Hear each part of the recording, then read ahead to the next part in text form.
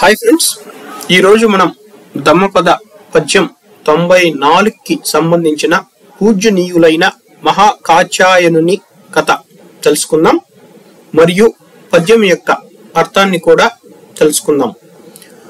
ఒకానొక సమయంలో చివరి పండుగ సందర్భంగా బుద్ధ భగవానుడు మిగారామాత భవనం కింద అంతస్తులో ప్రముఖ శిష్యులతో కలిసి కూర్చున్నాడు. ఆ సమయంలో పూజ్య మహాకాత్యాయనుడు అవంతి దేశంలో నివసిస్తున్నారు. ఈ పూజ్యులు చాలా దూరం నుంచి రావాల్సి ఉన్నప్పటికీ ధర్మోపదేశాలకు క్రమం తప్పకుండా హాజరవుతుండేవారు.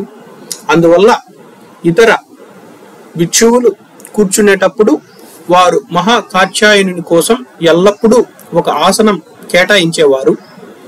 దేవతల రాజు ఇంద్రుడు 2 దివ్య లోకాల నుంచి దివ్య పరివారంతో బుద్ధుని సమీపించి దివ్య సుగంధ ద్రవ్యాలు మరియు పూలమాలలతో బుద్ధుడిని సత్కరించాడు.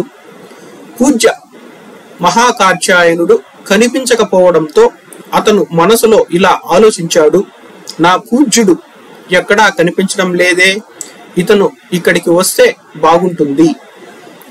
అదే క్షణంలో పూజ్య మహాకాత్యాయనుడు తన స్థానంలో కూర్చుని కనిపించాడు.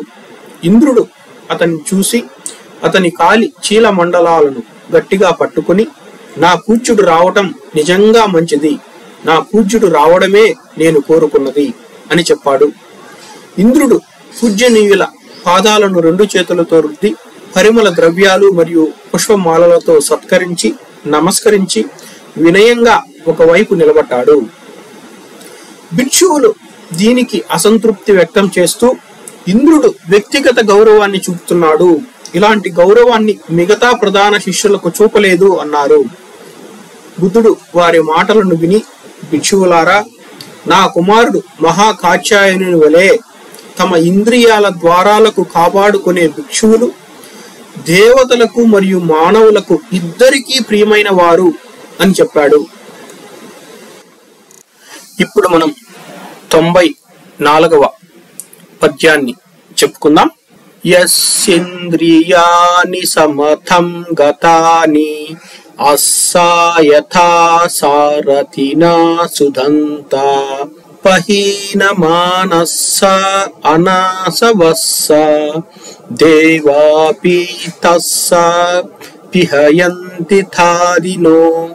ఎవరి ఇంద్రియాలు సారథి చేత నియంత్రించబడిన గుర్రాల వలె శాంతంగా ఉంటాయో, గర్వాన్ని విడిచిపెట్టి కల్మషాలు లేనివారో, అటువంటి స్థిరమైన వ్యక్తిని దేవతలు కూడా కోరుకుంటారు. ఇది ఫ్రెండ్స్ ఇవాళ స్టోరీ. మరొక స్టోరీతో మళ్ళీ కలుసుకుందాం. అంతవరకు సెలవు. నమస్కారం. Thank you.